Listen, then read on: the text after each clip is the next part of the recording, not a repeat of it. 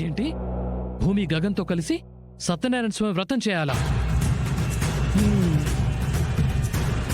అసలేమనుకుంటున్నారు మీరంతా? తను నా కాబోయే భార్య. నేను తనని పెళ్లి చేసుకోబోతున్నాను. అవసరమైతే రేపు మా పెళ్ళైన తర్వాత నేను తనతో కలిసి 100 వ్రతాలు చేస్తాను. కానీ ఇప్పుడు వాడితో కలిసి కూర్చుని వ్రతం చేయడానికి మాత్రం నేను అస్సలు ఒప్పుకోను. సూర్య, ముందు కొంచెం ఆవేశాన్ని తగ్గించుకో. ఇక్కడ నీ పర్మిషన్ ఎవరు అడగట్లేదు. మేడం, ఏం మాట్లాడుతున్నారు మీరు? నా కాబోయే భార్య ఇంకో వ్యక్తితో వ్రతం చేస్తున్నాను అంటే నేను వద్దనే రైట్ నాకు లేదా?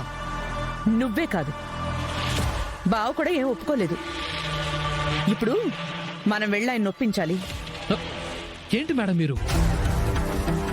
ఒక పక్క నేను వద్దు అంటుంటే మనం వెళ్ళి శరత్ చంద్ర సార్ని కూడా ఒప్పించాలంటున్నారు. నిజంగా నాకేం అర్థం కావట్లేదు మేడం. అయినా కష్టపడి మిమ్మల్ని జైలు నుంచి బయటకు తీసుకొచ్చింది మీరు నా పెళ్లి చేస్తారని. నేను మీ మీద ఎంత నమ్మకం పెట్టుకున్నానో తెలుసా?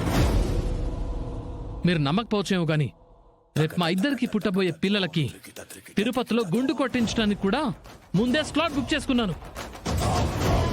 అయ్యో, పెళ్లి ఇంకా కాలేదు, పిల్లలు కూడా పుట్టలేదు, గుండు కొట్టించుకోవడానికి స్లాట్ మాత్రం బుక్ చేసుకున్నావా? ఏం మేడం, ఆ మాత్రం ప్లానింగ్ ఉండకూడదా? లైఫ్ లో ముందు చూపు ఉండాలి. జోక్స్ ఆపుతారా? మీ పెళ్లి జరగాలంటే ముందు వీళ్ళ వ్రతం జరగాలి. ఏంటి మేడం ఇది? నా పెళ్లి జరగాలంటే వాళ్ళ వ్రతం జరగడం ఏంటి? సత్యనారాయణ స్వామి వ్రతం గురించి బాగా తెలుసు. ఆ వ్రతం చేస్తే దంపతుల జీవితం బాగుంటుంది, సంసారం సుఖంగా ఉంటుంది. అంటే వాళ్ళు వ్రతం చేస్తే వాళ్ళిద్దరే బాగుంటారు, నేను భూమి కాదు. అవును అవును, అందుకే చెప్తున్నాను.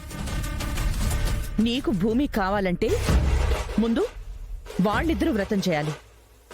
బాబా మేడం, మీరు అసలు ఏం మాట్లాడుతున్నారో నాకు అసలు అర్థం కావట్లేదు. సూర్య, అసలు నువ్వు పోలీస్ ఆఫీసర్వి ఎలా అయ్యావో నాకెప్పటికీ అర్థం కావట్లేదు.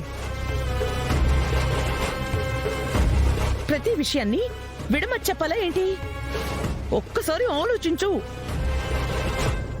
వాడు నిజంగా గగన కాదా అని తెలుసుకోవాలంటే మనం ఇలాంటి టెస్ట్ పెట్టాల్సిందే, ఈ వ్రతం జరిపించాల్సిందే. ఎలా మేడం? ప్లాన్ చెప్తాను, విను.